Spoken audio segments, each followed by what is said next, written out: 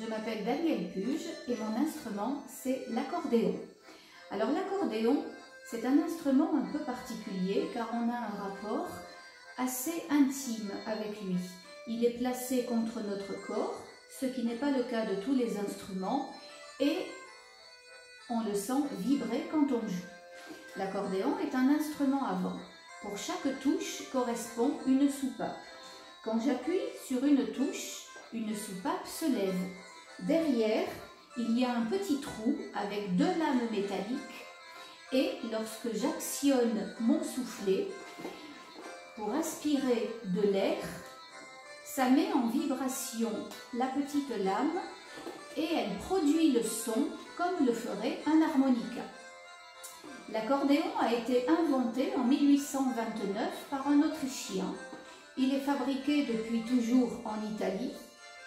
Ce sont les Russes qui ont inventé l'accordéon classique et l'Amérique latine est le continent sur lequel il est le plus joué. Il n'a donc rien d'un instrument français.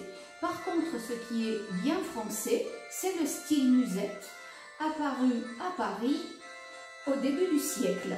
Tout le monde sait que l'accordéon était l'instrument de prédilection dans les guinguettes et bals musettes.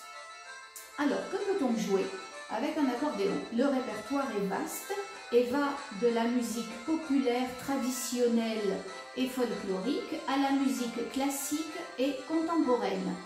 Mais depuis peu, quelques années, l'accordéon a pris une place très importante dans les groupes de musique actuelle. Mes cours s'adressent à des enfants à partir de 7 ans et à des adultes. Le cursus d'études s'articule autour de 3 cycles dont la durée est variable de 3 à 5 ans. Il y a une évaluation dans chaque milieu de cycle et le passage dans le cycle supérieur est validé par un examen. En plus des cours individuels, on peut faire de la pratique collective. Je dirige 2 ensembles, un pour les enfants de cycle 1 et un pour les adultes et les enfants de cycle 2. Avec l'accordéon, on peut rapidement se faire plaisir et jouer des petits morceaux. Par contre, c'est comme tous les autres instruments, si on veut vraiment bien savoir en jouer, il faut beaucoup travailler et y passer du temps.